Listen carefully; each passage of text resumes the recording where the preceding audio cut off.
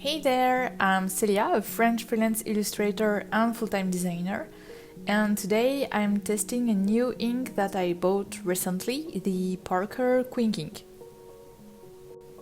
The Parker Quink ink is a calligraphy ink that you can use with pen to write, but the color is super interesting and I wanted to try it in my paintings.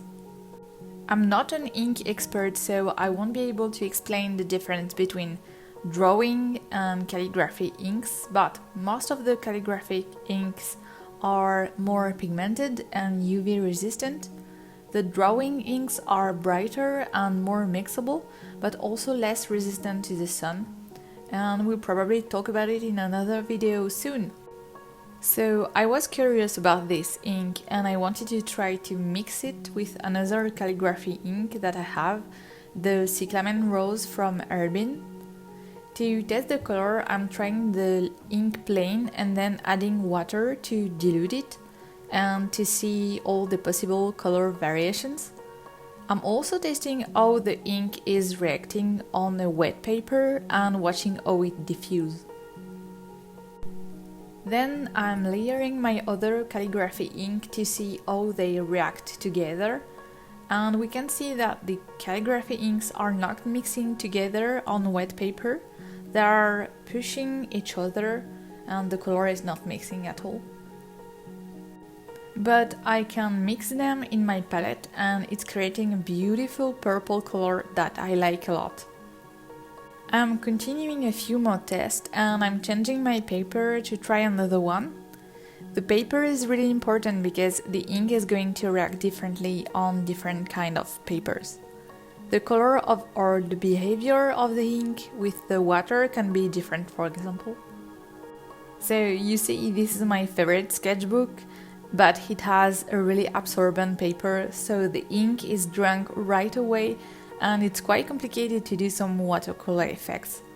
But it also gives a more vibrant colors to the inks, so it can be interesting for some artworks. I'm doing the same test for the ink from pure to more diluted and directly on wet paper. In this different test, I can see that the Quink ink has some orangey and greeny reflection, which are super interesting, and the saturation of the deep blue color is also really great. I decided to try my Pebeo Gold ink on this gorgeous blue. I think that it could make a really cool result. To apply the gold ink, which is super thick and sticky, I'm using one of my tiniest brush. I'm doing some random patterns to see if I like it, and I'm doing the same test on my two different papers, so I can see all the inks are reacting.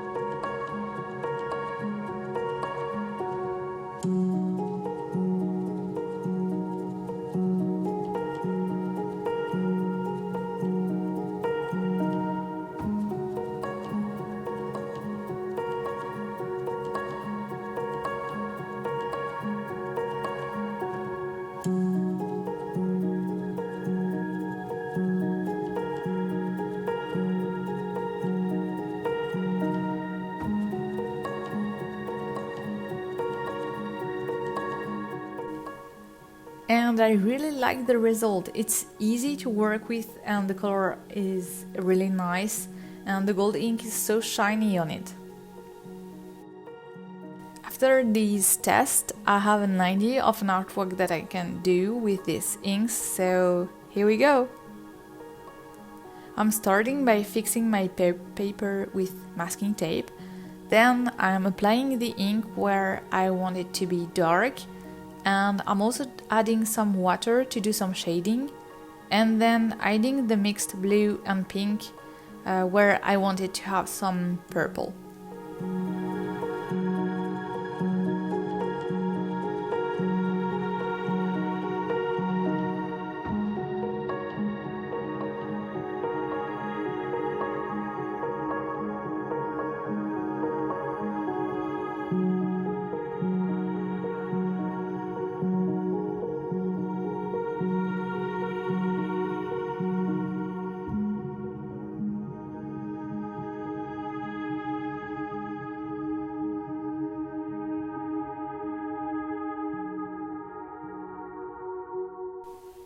The objective is to have a quite dark background, and after applying my inks I'm waiting around 20 minutes for it to dry, and you will see it accelerated, and it's time to add some gold.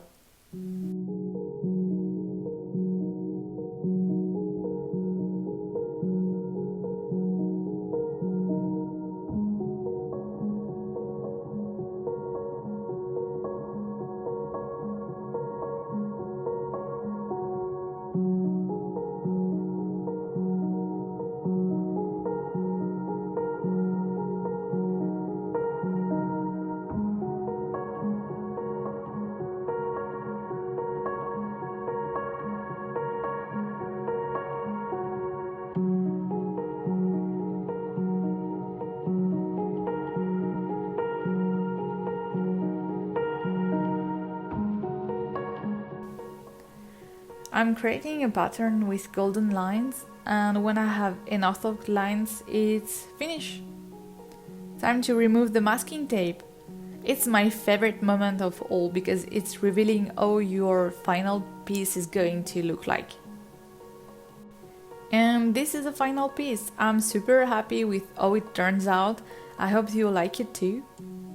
So to sum up this test, I really like this ink, it's really easy to work with and the deep blue color is gorgeous. And that's it for today. Thank you so much for watching and I'll see you next week. Bye!